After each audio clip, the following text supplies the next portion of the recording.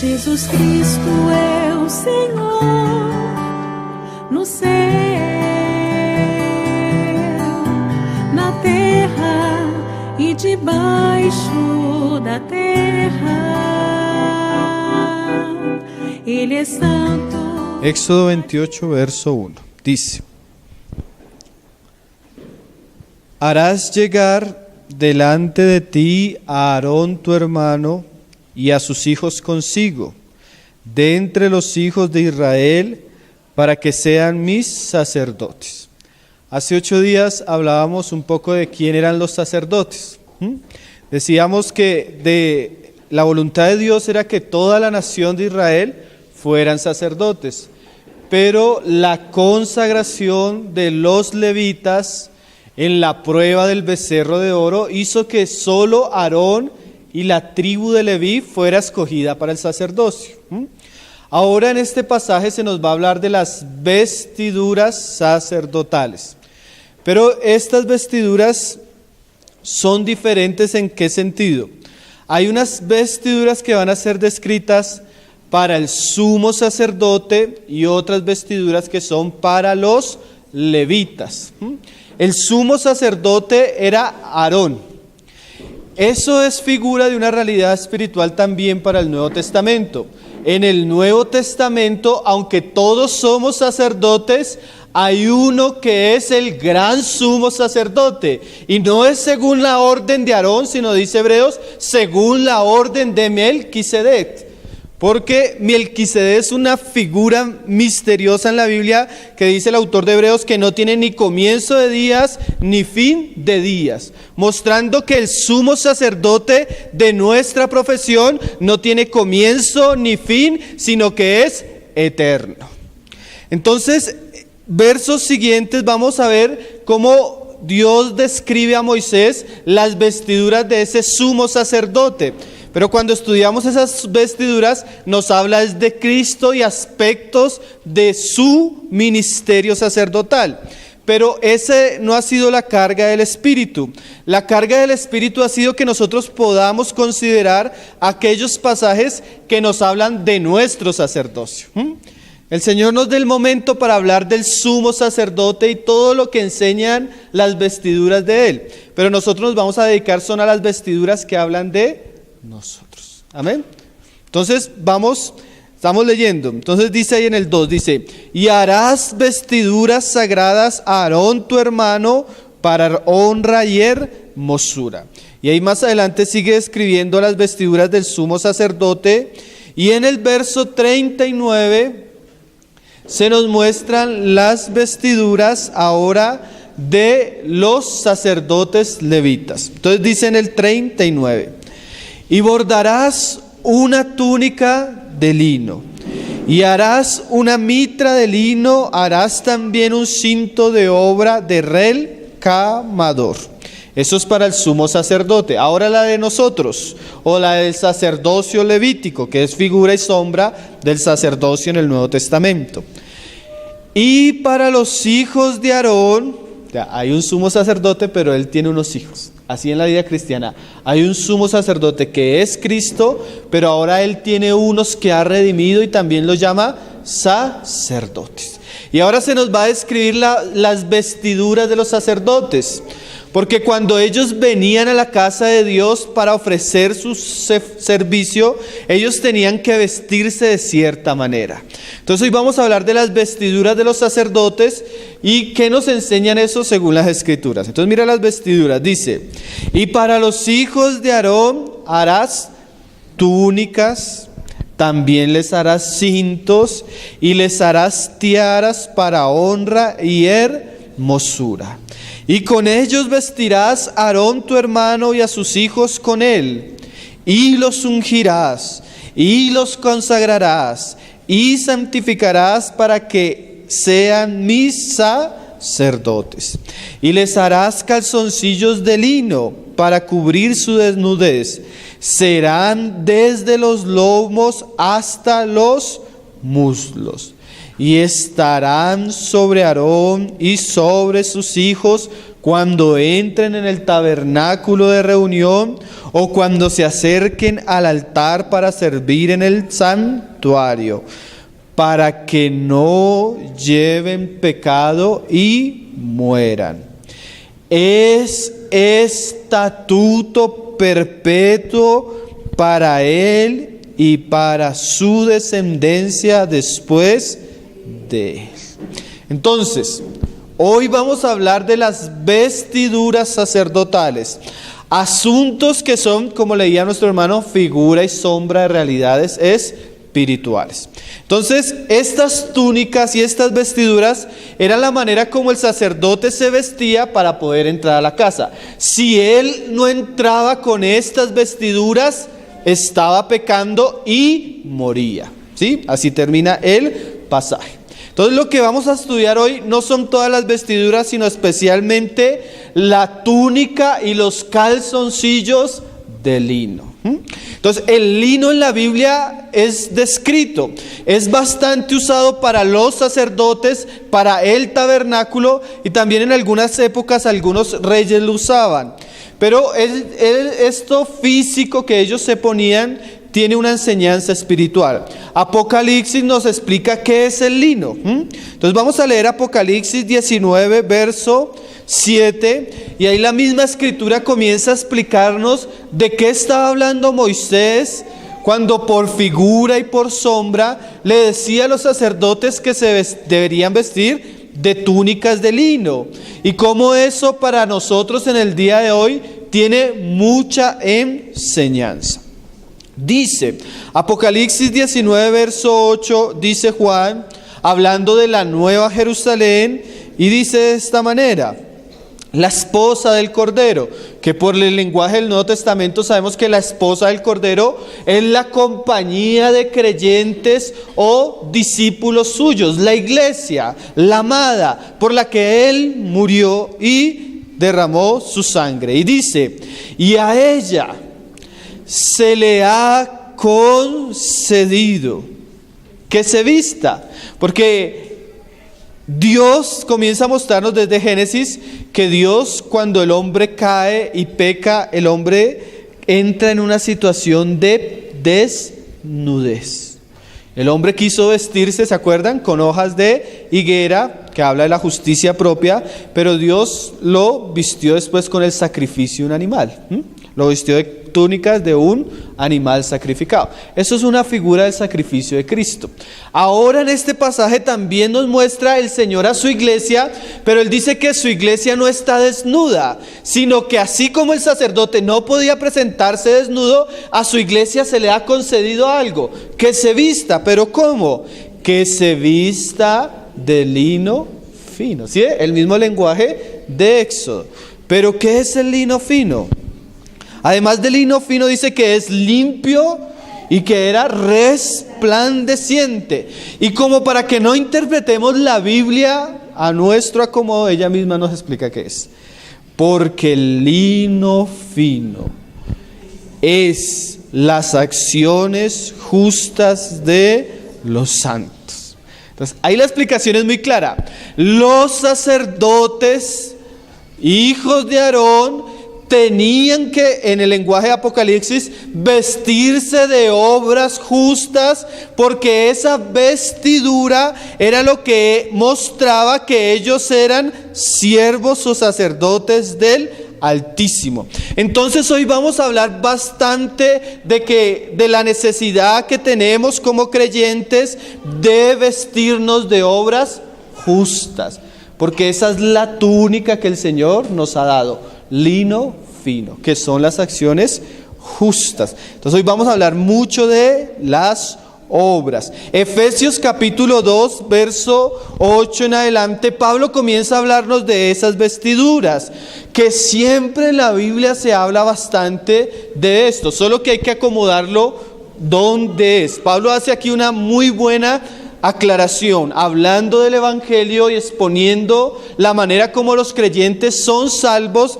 Él dice en el verso 8, dice, porque por gracia sois salvos. O sea, gracia fue algo que no merecíamos, sino que se nos otorgó gratuitamente como un regalo. ¿Y cómo obtuvimos ese regalo? por medio de la fe.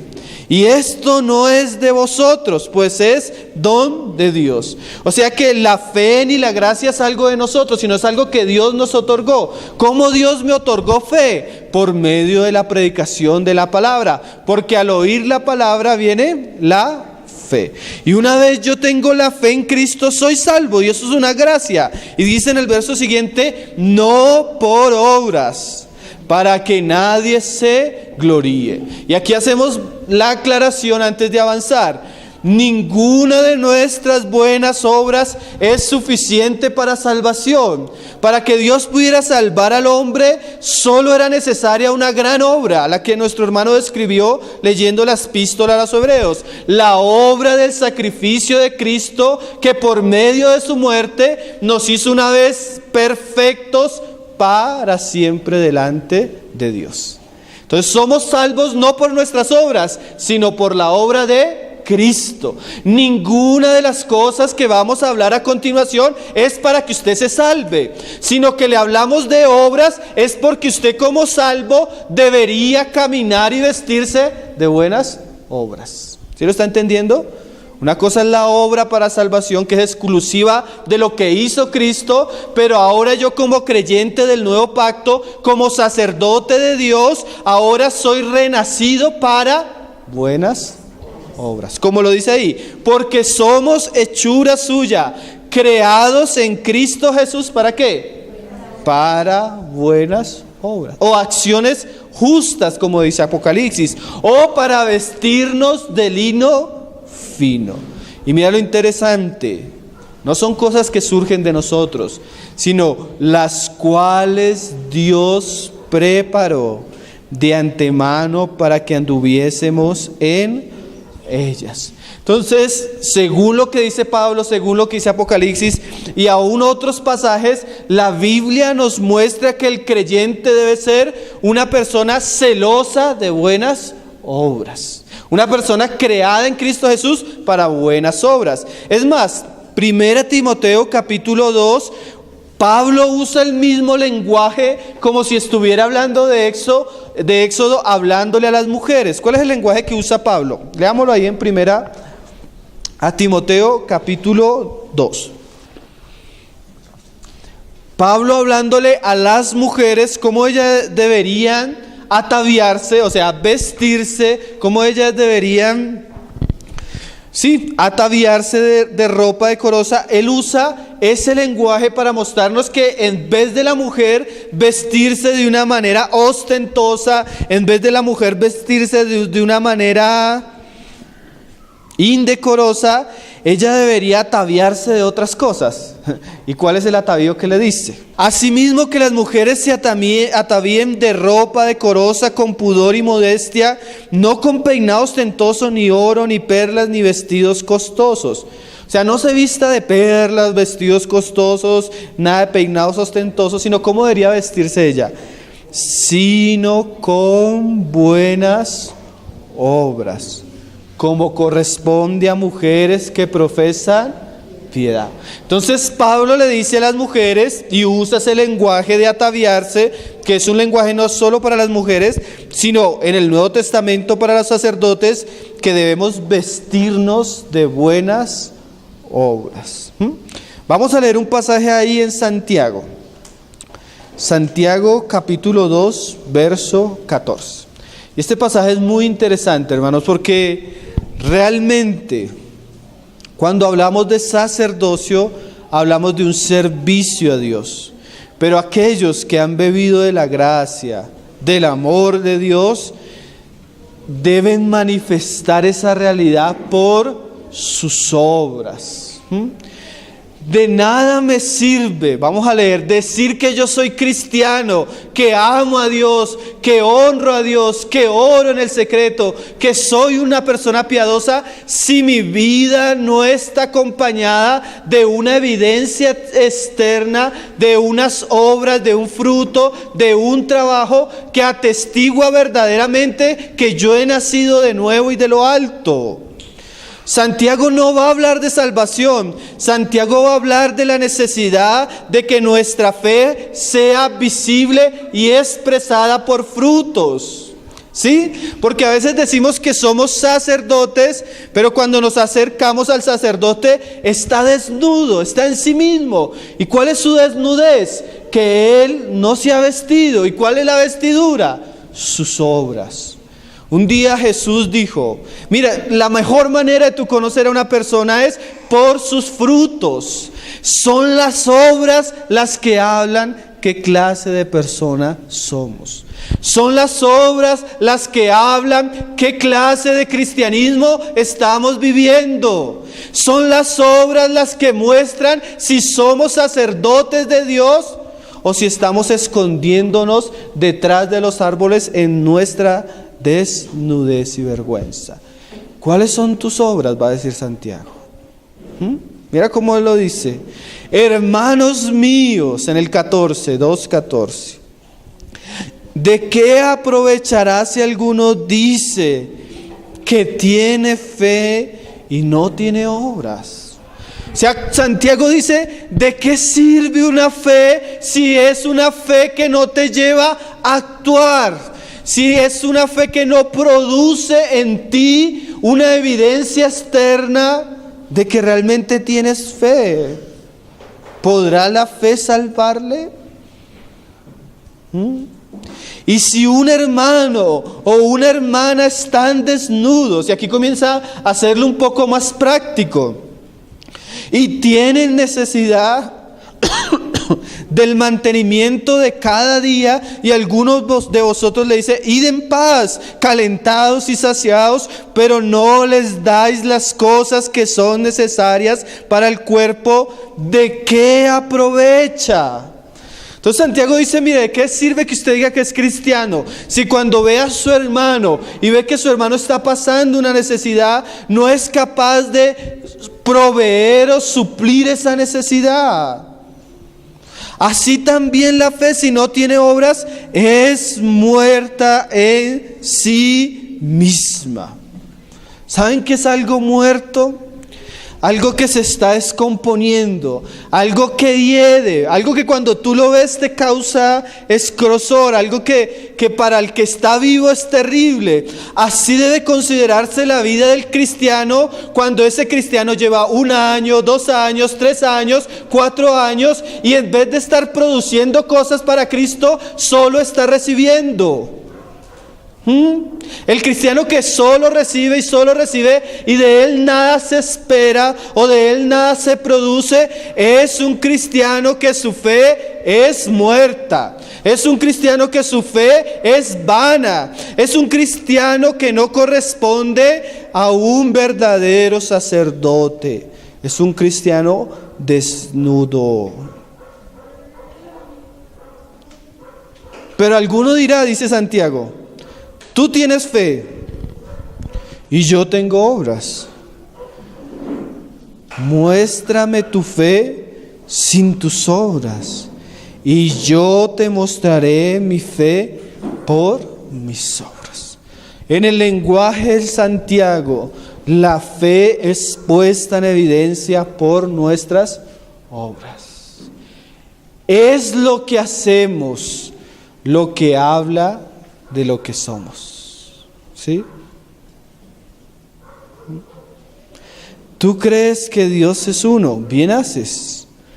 También los demonios creen y tiemblan. Mas quieres saber, hombre vano, que la fe sin obras es muerta. Qué frases tan fuertes de Santiago, ¿no? Hombre vano, no me vengas a hablar de fe si no tienes obras, ¿no es que sos muerto?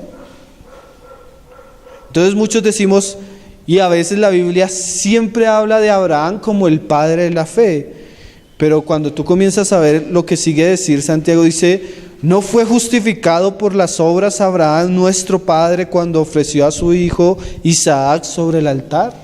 ¿Qué quiere decir? Que aunque Abraham verdaderamente fue el padre de la fe, él se justificó y le dio certificado y sello a su fe por medio de sus obras. ¿No ves que la fe actuó juntamente con sus obras y que la fe se perfeccionó por las obras? O sea que la verdadera fe, el verdadero sacerdote es vestido o perfeccionado a través de las obras. Y se cumplió la escritura que dice: Abraham creyó a Dios y le fue contado por justicia y fue llamado amigo de Dios. Vosotros veis pues que el hombre es justificado por las obras y no solamente por la fe. Y aquí verdaderamente esto sí se aplica al sacerdocio. El verdadero sacerdocio es justificado cuando la persona está verdaderamente vestida de lino. Son las obras, hermano, lo que nos dan un lugar en medio de la casa de Dios para que podamos tener un servicio. Hay personas que exigen mucho y hacen poco. El verdadero siervo de Dios es el que obra. Es que hoy en día, yo lo he dicho varias veces, nosotros decimos el siervo del Señor como si eso fuera un título para engrandecer a las personas. Pero la palabra siervo o doulos en la Biblia significa el que sirve, el esclavo, el que trabaja. Da otro ejemplo. Así también Rahab la ramera. ¿Se acuerdan de Rahab la ramera? No fue justificada por obras cuando recibió a los mensajeros y los envió por otro camino. O sea que aún la misma Rahab, que era una ramera, nos sirve a nosotros como ejemplo, que no es solo decir que somos, sino que debemos actuar conforme a lo que somos o lo que creemos. Porque como el cuerpo sin espíritu está muerto, así también la fe sin obras está muerta. Y esa era una de las acusaciones del Señor a una de las 7 iglesias. Apocalipsis 3, verso 17, el Señor le habla a la iglesia en Laodicea. Una iglesia tremendamente rica. Esa era de esas iglesias de la prosperidad. Una mega iglesia era la iglesia de Laodicea. Y era una iglesia que tenía tanto que se había llenado de tantas cosas materiales y vanas de este mundo que había dejado al Señor fuera.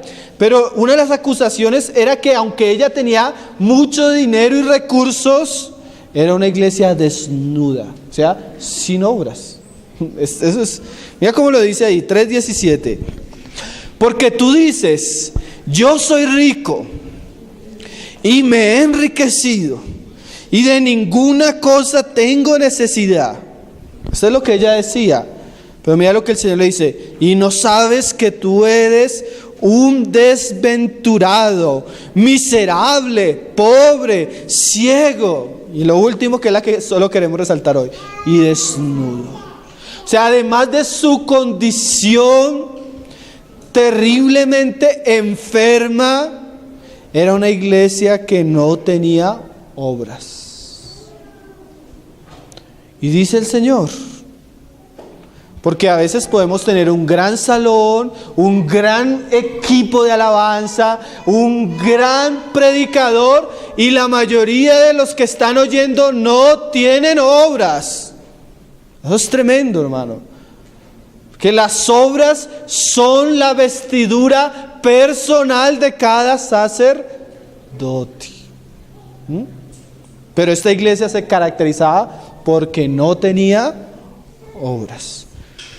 Diferente, hay una iglesia pobre, pero que tiene obras. Pablo ahí habla, creo que en 2 Corintios, cuando habla de la ofrenda que se está recogiendo para las iglesias de Judea, y él dice, hablando de las iglesias de Macedonia, que aunque eran iglesias pobres, Dios les había concedido participar de una ofrenda, y que no solo habían dado lo que tenían, sino que habían dado más aunque tenían necesidad. Entonces mira la diferencia: una iglesia rica que es muerta en obras, y una iglesia pobre que en su pobreza abunda en buenas obras. Tremendo, ¿no? La diferencia. Pero mira lo que le dice el Señor. Y no solo es esto que se le va a decir a la Odisea, no es solo para la Odisea. Acuérdese el estribillo al final de cada palabra. Lo que el Espíritu le dice, no se lo está diciendo solo a la Odisea, sino se lo dice a las iglesias. O sea, también nos lo está diciendo a nosotros, porque podemos caer en un momento en nuestra vida cristiana donde nos podemos volver infructíferos. Y el verdadero sacerdote tiene que vestirse de buenas obras. No puede andar desnudo, porque si él entra desnudo a la casa, dice, muere. Es un misterio, ¿no? O sea, el sacerdote que se acerca a servir y su vida no acompañada de obras es un sacerdote que entra y trae muerte a la iglesia. Y no hay nada, hermano, que dañe más el andamiaje de una iglesia que un cristiano que no produce frutos. ¿Por qué? Porque la iglesia no es un edificio, son piedras vivas o son miembros de un cuerpo. Y cuando un cuerpo no está vivo y no está produciendo vida, ¿qué está produciendo? Muerte. Entonces, a veces en medio de la congregación no solo hay personas que no aportan a la vida espiritual de la iglesia, sino que son un problema. Cristianos de 2 años que cada vez que tú te acercas a ellos, problema con esto, amargura en esto, pecado en esto. Cristiano a los 3 años, problema con esto, pecado en esto, problema en esto. Cristiano a los hermanos, hace 5 años lo conocemos y lo único que recibimos de usted son quejas y sugerencias. Nada de obras, nada de fruto, nada de vida. Bueno, es mal, eso solo pasa en la Odisea y no pasa entre nosotros. Pero mira lo que dice el Señor. Por tanto, yo te aconsejo que de mí compres oro refinado en fuego, para que seas rico. Pero no estamos resaltando esa parte, sino la siguiente. Y vestiduras blancas para vestirte. Y que no se descubra la vergüenza de tu desnudez. Entonces el Señor no quiere que en medio de la casa haya desnudez ni vergüenza. Y cuando Él ve una iglesia desnuda, ¿qué le dice? El pasaje más adelante de Apocalipsis dice, se le ha concedido que se vista. ¿Sí? ¿Se acuerda? De lino. Pero aquí se dice que no es una concesión, sino que ella tiene que pagar un precio. Léalo ahí antes, dice, que de mí compres, primero oro y después vestiduras. Entonces, si bien las vestiduras son cosas que Dios ha preparado para nosotros, también es verdad que en tiempos de crisis y de muerte espiritual debemos pagar un precio para que el Señor nos dé aquello que nos ha concedido. Antes de hablar un poco de esto, yo quiero resaltar la frase de mí, porque pudiéramos estar hablando de obras y en el cristianismo, cuando el cristianismo es un cristianismo hoy en día muy activista, ya lleno de obras. Eso los hermanos están haciendo, pero una cosa son las obras que Dios ha preparado de antemano, que son lino fino, y otras cosas son las cosas que, los trapos a veces que nosotros nos ponemos para servirle a Dios. Las vestiduras de lino fino se caracterizan porque provienen de Cristo mismo. ¿Qué quiere decir? Que las obras que la Biblia demanda de nosotros no son fruto de nuestros grandes esfuerzos, no son frutos de nuestros grandes sacrificios, no son frutos de nuestra disposición a trabajar, sino las obras genuinas y verdaderas producidas por el Espíritu Santo son obras que nacen de nuestra relación con Cristo. Porque aquí podríamos decir, departamento del diaconado, departamento de la alabanza, ministerio de la palabra. A ver, ¿quién quiere? ¿Quién quiere? Entonces uno dice, no, pues yo tengo como... Eso no es por departamentos. ¿Sabe de dónde vienen las buenas obras? De nuestra relación con Cristo. El Señor dijo esto, hermano. Como el pámpano no puede llevar fruto por sí mismo. O sea, cuando yo le hablo de obras, no es algo que usted pueda producir por usted mismo. Porque si usted lo produce por usted mismo, es fruto silvestre, fruto de Adán. Pero para que usted produzca un buen fruto, Cristo dijo, si no permanece en mí, así también vosotros, si no permanecéis en mí. Y él dijo, alejados ¿de dónde? De mí. Nada. Entonces, cuando vemos un cristiano muerto que no tiene vestiduras o que no produce ningún fruto ni ninguna obra que caracterice su vida cristiana, vemos un cristiano que está pecando en su permanencia en Cristo. Vemos un cristiano que no está perseverando en su vida diaria en cultivar una relación constante con el Hijo de Dios. Tremendo, ¿no? Porque en la medida que yo permanezco en Cristo, así como el pámpano permanece en la vida que le transmite la vida al pámpano hace que ese pámpano, aunque es un pámpano débil, aunque es un pámpano insuficiente, a pesar de su insuficiencia, la gracia que le transmite la vida de Cristo hace de él un hombre útil y lleno de buenas obras.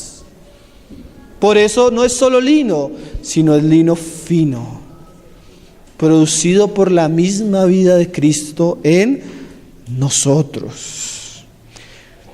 Las verdaderas obras son fruto de nuestra relación con Cristo. Por ahí más adelante Pablo dice, vestidos. O sea, esa vestidura es obras, pero son obras que son, dice, vestidos del nuevo hombre. O sea, son obras que son fruto de la vida de Cristo llenando nuestro ser. Tal punto que cuando Dios ve esas obras, las describe en Apocalipsis, son limpias, resplandecientes, ¿no? Porque, hermano, póngase a pensar esto. Hasta para predicar, hay gente en el mundo que tiene más elocuencia que muchos predicadores. Yo he escuchado gente en el mundo que es muy elocuente. Tocar un instrumento, cantar a Dios. En el mundo hay muchos más músicos, mejores. Para servir, hay gente que es administradora y que el negocio que tienen lo ponen a funcionar y lo prosperan. A tal punto que las iglesias cristianas están trayendo a las iglesias ya no predicadores, sino administradores. ¿Sí? Gente próspera del mundo para que nos enseñen a ser prósperos. Pero eso es fruto de Adán. ¿Sí? Gente de negocios. Pero lo que nosotros no necesitamos son obras, pero son obras que expresen a Cristo y su gloria, hermano. Nada menos que eso. Compres de mí, o sea, el verdadero lino fino, el verdadero oro y las verdaderas vestiduras blancas se encuentran en Cristo. Y lo que no proviene de allí o está muerto o es fruto silvestre. Volvamos a Éxodo 28, verso 41, donde quedamos. Éxodo 28. Entonces el lino fino son las acciones de los justos. Pero porque ellos tienen justicia o obras, porque ellos están ligados a Cristo y Cristo a través de ellos produce buenas obras. Y dice, Éxodo 28, 41, ahí quedamos, y dice, y con ellos vestirás a Aarón tu hermano y a sus hijos con él, y los ungirás y los consagrarás y santificarás para que sean mis sacerdotes. Y les harás calzoncillos de lino para cubrir su desnudez. Serán desde los lomos hasta los muslos. En Ezequiel se nos habla un poco de por qué el lino fino, y por qué los calzoncillos también de lino. Leámoslo. Ezequiel 47, verso 17. Porque a veces no entendemos por qué tanto el Señor resalta, pero hay un pasaje más adelante que nos explica por qué tiene que ser lino fino, que también tiene mucha enseñanza para nosotros, porque pudiéramos caer en ciertos pecados cuando hablamos de obras. Pero mira lo que dice Ezequiel, hablando de los sacerdotes también. Y dice, y cuando entren por las puertas del atrio interior, 44:17. 44:17. Dice, y cuando entren por las puertas del atrio interior, se vestirán de vestiduras de lino. No llevarán sobre ellos cosa de lana. Entonces hace la diferencia, lino y no lana. Cuando ministren en las puertas del atrio interior y dentro de la casa. Turbantes de lino. Vamos adelante, de pronto en la siguiente reunión vamos a hablar del turbante. Tendrán sobre sus cabezas y calzoncillos de lino sobre sus lomos. Pero ¿por qué no lana? Mira, no se ceñirán cosa que los haga sudar. Y agregue lo que leímos en Éxodo, para que no pequen y mueran. Todas las advertencias de estos libros son de muerte. ¿Por qué? Porque cuando el hombre profana las cosas santas de Dios, viene un juicio de Dios. ¿Qué es esto del sudor? Porque el lino nos habla un material que no produce sudor. En cambio la lana hacía sudar. Entonces, en la Biblia el sudor es fruto del trabajo del hombre después de la caída. Con sudor, ¿sí se acuerdan esos pasajes? Con el sudor de tu rostro comerás el pan hasta que vuelvas a la tierra. Entonces el sudor es la expresión cuando el hombre por hacer una obra se esfuerza en sí mismo, entonces su cuerpo emana un olor desagradable. Y ese olor desagradable habla de una realidad espiritual, así como el lino y todo. Que cuando vengamos a la casa de Dios a servir y nos vistamos de lino fino y los calzoncillos también de lino, no podemos sudar. O sea, las obras que yo hago para Dios no pueden contener malos olores. Entonces, para que ellas no contengan malos olores, no deben ser hechas en el esfuerzo natural. ¿Sí me está entendiendo? Porque es el esfuerzo natural el que produce sudor. Entonces, esto, hermano, esto va para una serie completa. Pero vamos a ver algunas cosas que es esfuerzo natural. Porque muchas veces el problema no está en que vamos a hacer obras, sino que esas obras son fruto no de mi relación viva con Cristo, sino de mi religiosidad natural queriendo servir a Dios. Y sudo. Y Dios es desagradado porque no son obras de lino fino, sino de lana carnal. Vamos a ver unos ejemplos en la Biblia que es sudar en el servicio a Dios. Hay muchas cosas que se pueden decir. Yo quiero resaltar solo apenas unas pocas. Vamos a ver 1 Samuel 13:8. Porque yo gusto que usted lo lea con la Biblia. Yo gusto que usted lo vea con sus propios ojos. No quisiéramos interpretar la palabra de Dios a nuestra manera. Entonces vamos a ver a Saúl. Saúl va a la guerra contra los filisteos. Ustedes me han escuchado hablar de este pasaje. Entonces Dios le dice a Saúl, por medio del profeta Samuel, que espere 7 días en Gilgal, para que cuando se cumplan los 7 días en Gilgal, Samuel venga y Samuel ofrezca sacrificios a Dios y bendiga a Saúl para ir a la guerra. ¿Sí conocen la historia? Entonces, bueno, ahí comienza el verso que vamos a leer. 1 Samuel 13:8. Entonces, algo interesante. Una de las cosas que debemos saber, aunque hablamos de obras y de servicios, debemos saber que no debemos ser precoces en ese servicio. Eso es un gran problema que tiene el cristianismo hoy. Entonces, tenemos guerra contra los filisteos y no se ha armado el ejército para la guerra y ya hay cristianos que salieron a pelear solos. Y así encontramos una gran cantidad de mandamientos. Tenemos que predicar el evangelio, tenemos que hacer buenas obras, tenemos que servir a las viudas, tenemos que servir con los diáconos, tenemos una gran cantidad de obras. Y ni siquiera hemos descrito lo que hay que hacer y ya hay cristianos que salieron corriendo a hacerlo.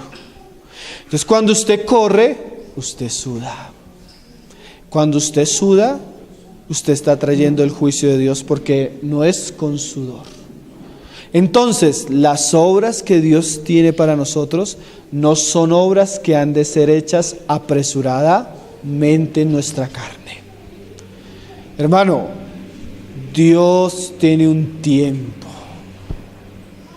Si yo concibo la idea de Pablo de que las obras de Dios están preparadas de antemano, yo voy caminando por un camino ya preparado. ¿Sí me hago entender? ¿Saben otra cosa? En las vestiduras usted no encuentra que el sacerdote tuviera tenis. ¿Saben por qué, hermano? Porque en la casa de Dios no se puede correr. No se puede correr, hermano. Entonces todo servicio apresurado, de afán y en la carne, solo hace que nosotros sudemos. Eso se ve mucho en el cristianismo de nuestros días. Por ejemplo, estamos tan interesados porque que se llene el lugar, porque eso es lo que nos preocupa mucho, es que se llene. Entonces no importa que los que vengan por la predicación de la palabra, sino que como queremos llenar el lugar, pongámosle una película. Entonces comenzamos a hacer una serie de cosas en nosotros mismos, en nuestra fuerza, en nuestra sabiduría, para que se llene el lugar, y lo único que estamos haciendo es corriendo en vano. Porque, como dice un predicador muy famoso, lo dice Paul Washer, dice: no podemos esperar frutos espirituales cuando los medios que usamos son carnales. Medios en la carne no producen cosas espirituales. Entonces viene Saúl a la guerra, y dice ahí en el 8, dice: y él esperó 7 días, conforme al plazo que Samuel había dicho. Pero Samuel no venía a Gilgal, y el pueblo se le desertaba.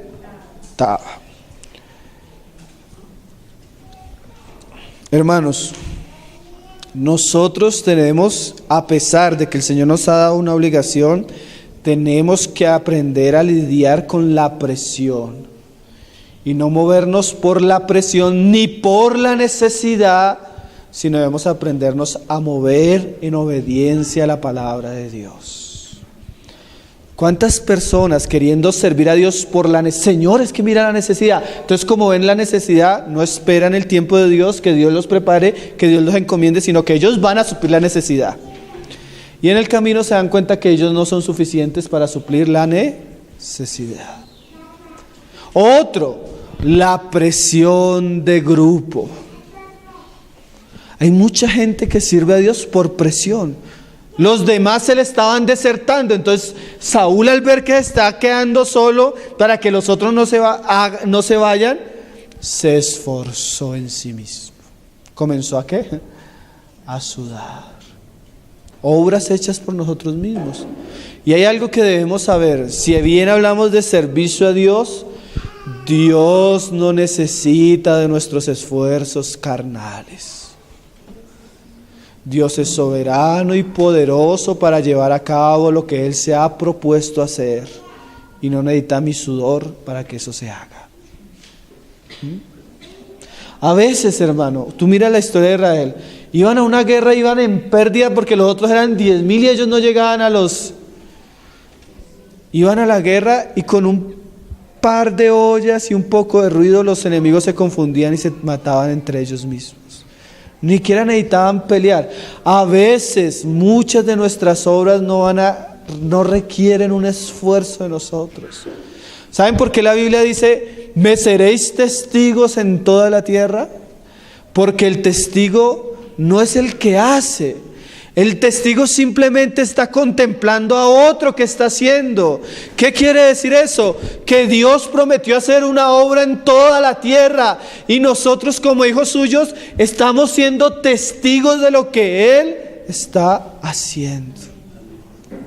Entonces el testigo está ahí participando, pero no con su carne, simplemente Él está uniéndose a su Señor, y en la medida que su Señor le dirige y le habla, Él va haciendo lo que su Señor quiere que Él haga. Pero mira lo que hizo Saúl. Y dice: y el pueblo se le desertaba. Entonces dijo Saúl: traedme holocausto y ofrendas de paz. Y ofreció el holocausto. ¿Saben qué es el pecado de Saúl acá, hermano? Que al rey no se le permitía ofrecer nada que correspondiera al oficio de los sacerdotes. Y así hay personas que Dios no las ha mandado a hacer cosas y las están haciendo. Mire el pastorado de la mujer en nuestros días, hermano. parte de las cosas que Dios no ha mandado hacer y a veces fuera de la voluntad escrita y revelada en la palabra de Dios, muchos lo están haciendo. ¿Y qué es mejor? ¿El sacrificio o la obediencia? Péselo usted en su corazón. Entonces dice: y cuando él acababa de ofrecer el holocausto, he aquí Samuel que venía. Y Saúl salió a recibirle para saludarle. Entonces Samuel dijo: ¿qué has hecho? Y Saúl respondió: porque vi que el pueblo se me desertaba y que tú no venías dentro del plazo señalado y que los filisteos estaban reunidos en Migmas, me dije, es tremendo, ahora descenderán los filisteos contra mí a Gilgal y yo no he implorado el favor de Jehová. Entonces, ¿qué hizo? Me esforcé. Sudor. Hermanos, este tipo de esfuerzo hacia Dios y este tipo de servicio hacia Dios es abominable. Abominable. Eso es lana. Y el sudor no es la vestidura que el Señor quiere para sus sacerdotes. Me esforcé y ofrecí holocausto. O sea, como lo decía como... Entonces Samuel dijo a Saúl: locamente has hecho.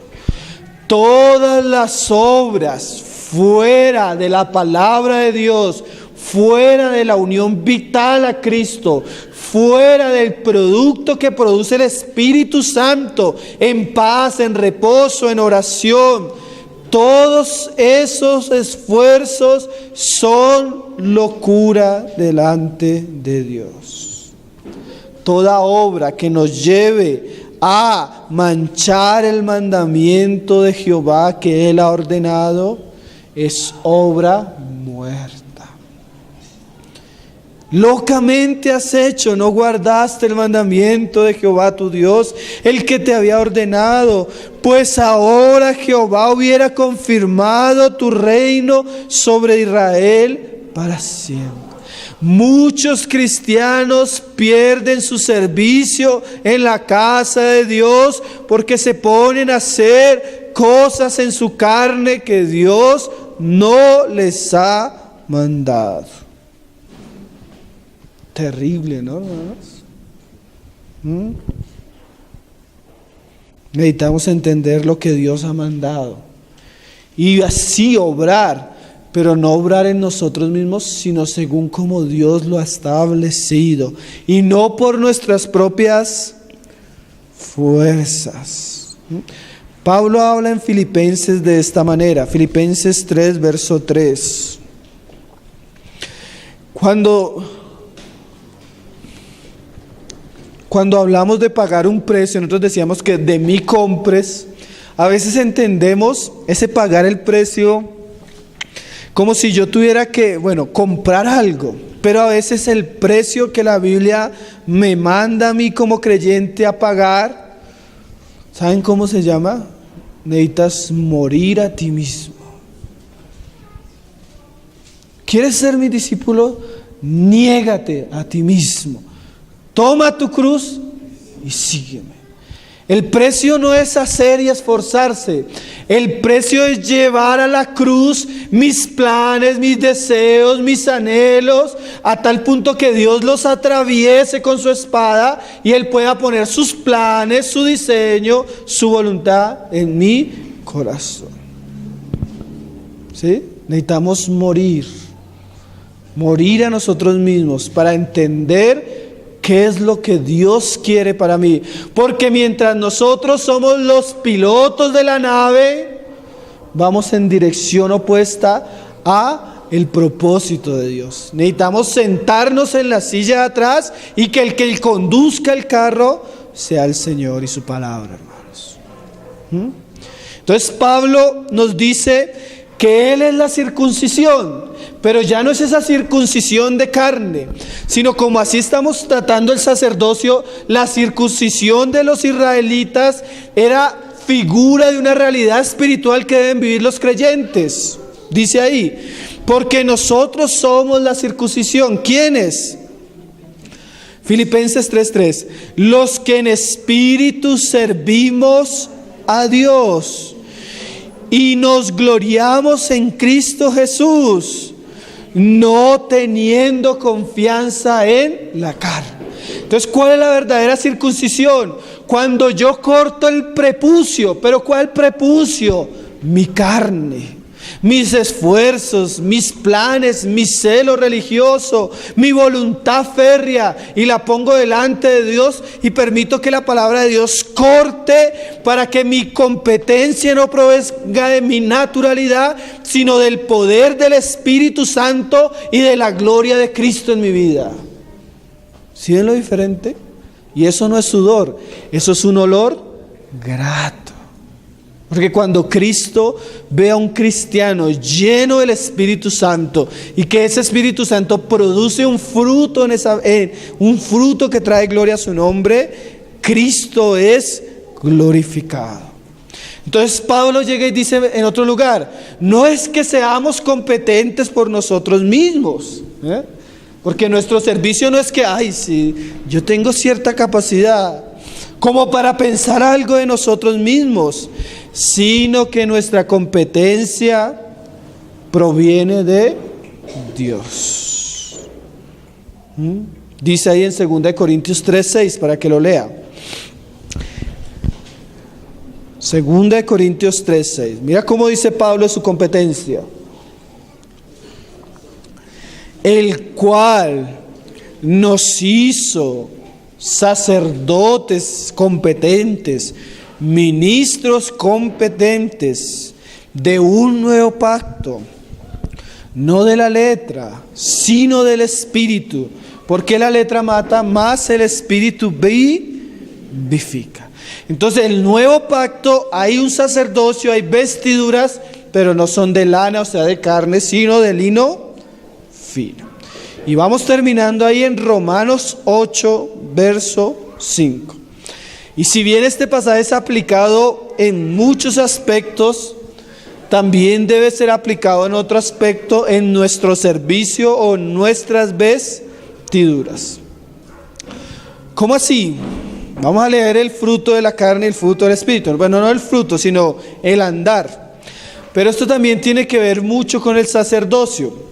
Porque además de esperar el tiempo del Señor, de hacer las obras en unión a Cristo, en el tiempo de Cristo, puede que ya estemos en el tiempo de dar fruto.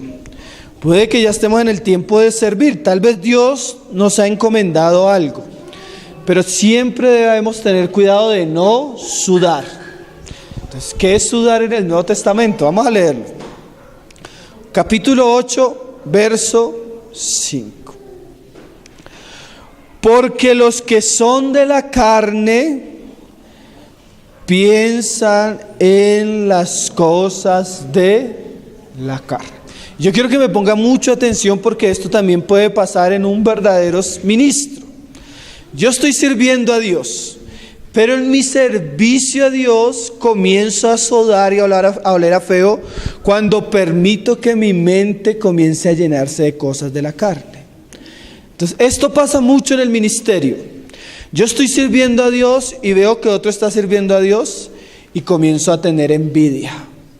Y comienzo a llenar mi mente de pensamientos contra mi hermano. Entonces estoy sirviendo, pero estoy sirviendo ¿cómo? En la carne. Y que eso también es olor desagradable. Otro, yo estoy sirviendo a Dios en algo, pero comienzo a tener contienda con mi hermano. ¿Qué estoy haciendo? Sudando. Entonces, si yo sirvo al Señor, yo debo tener mucho cuidado de las cosas que pasan en mi mente.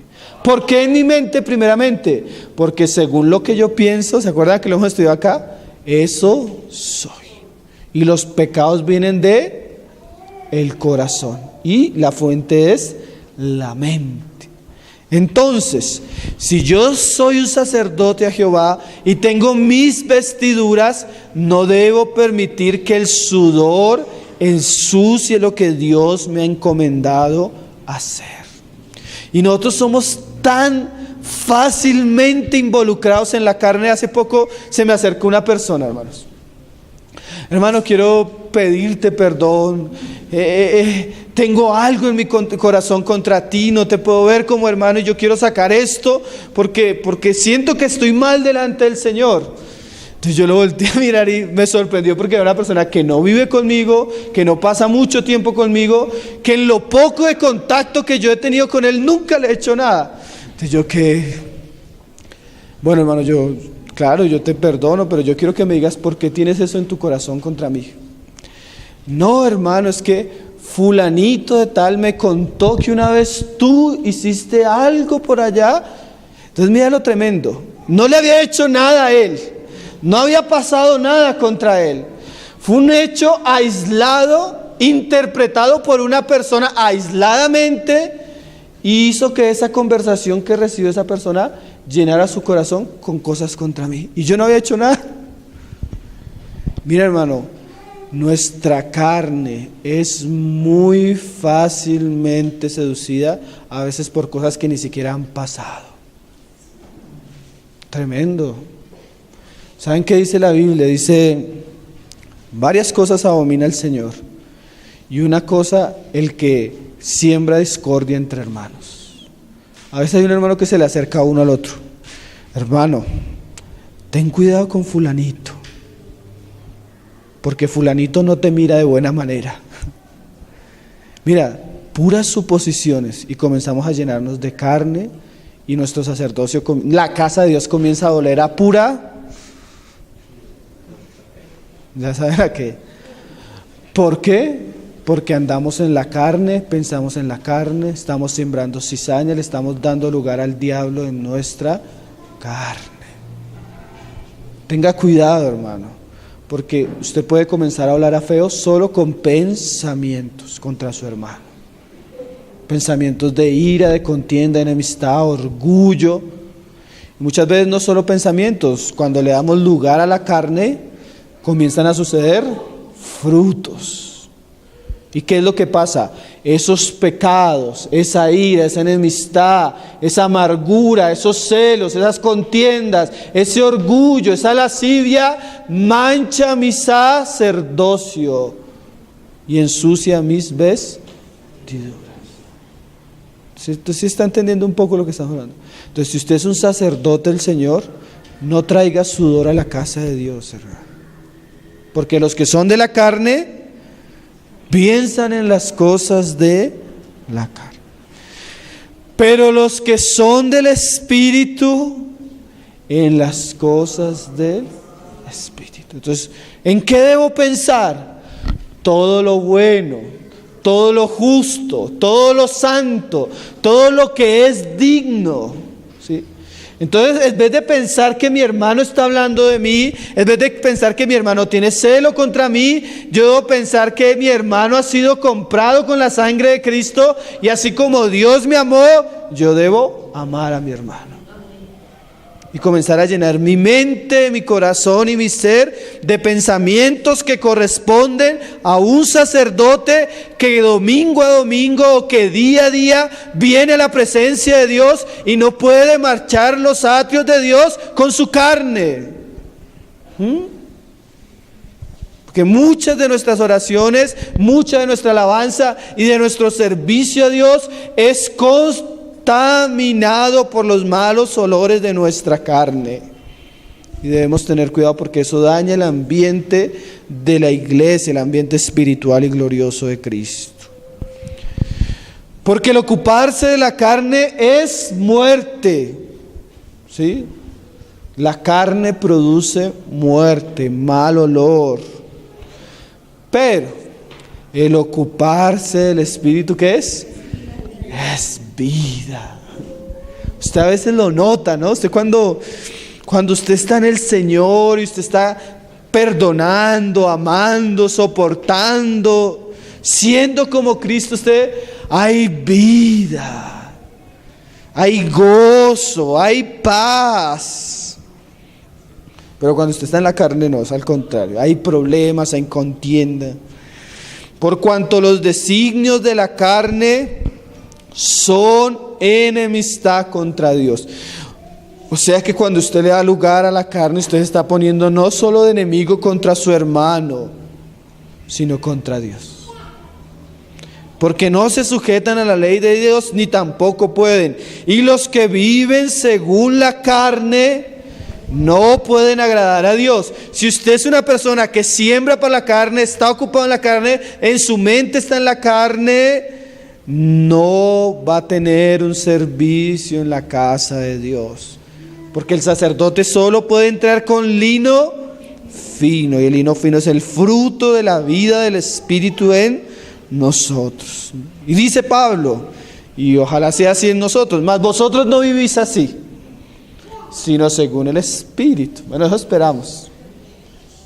Cada uno a la luz de la palabra va dándose cuenta si está en el Espíritu o está en la carne. Dice Pablo, si es que el Espíritu de Dios mora en vosotros, porque es que a veces la pregunta es, ¿tienes fe? Y el Espíritu, porque a veces es que hay una incongruencia en las vidas, hermano.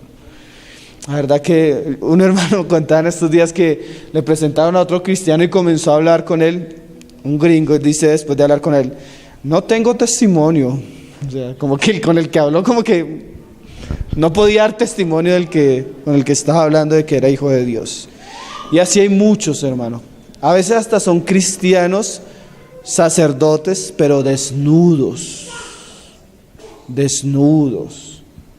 hermano, sin obras, sin Cristo, sin el Espíritu Santo, sin el fruto de lo que corresponde a un verdadero hijo de Dios.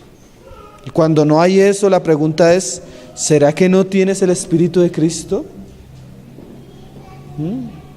Terminemos en Éxodo, hermano 28, verso 42. Porque el que tiene el Espíritu de Cristo debe andar en el Espíritu, debe tener buenas obras, pero acuérdese, obras en Cristo, producidas sin el esfuerzo natural, obras fruto de nuestra relación con Cristo, conforme a la palabra de Dios, que siembran paz, que siembran vida, no que traen división o contienda. Ahí en el 42 dice, y les harás calzoncillos de lino. Sí, el calzoncillo era para tapar la desnudez, para cubrir su desnudez, y serán desde los lomos hasta los muslos. Y estarán sobre Aarón y sobre sus hijos cuando entren en el tabernáculo de reunión. Estas cosas que estamos hablando, hermano, se necesitan ser revestidas en nuestra vida para podernos presentar en la casa de Dios y servir. Cuando se acerquen al altar para servir en el santuario. Y resalte esta frase, para que no lleven pecado y mueran. Es estatuto perpetuo para él y para su descendencia después de él. Entonces hoy comenzamos a hablar de las vestiduras sacerdotales, especialmente la túnica y los calzoncillos de lino.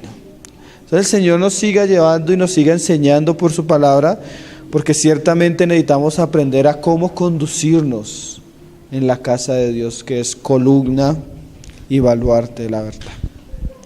Vamos a orar, hermanos, vamos a darle gracias al Señor por su palabra.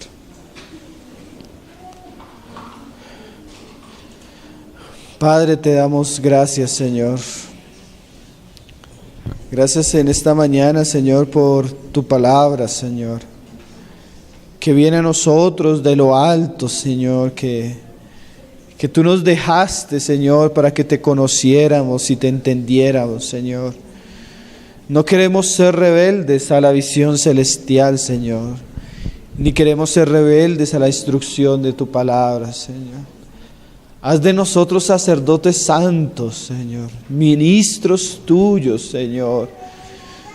Vístenos, concédenos vestirnos de aquellas obras, Señor, que tú has preparado de antemano. Señor, tú conoces la labor que cada uno de nosotros tiene en tu cuerpo, en tu iglesia, Señor. Tú conoces el propósito por el cual, Señor, nos has llamado a cada uno de nosotros como hijos tuyos, Señor.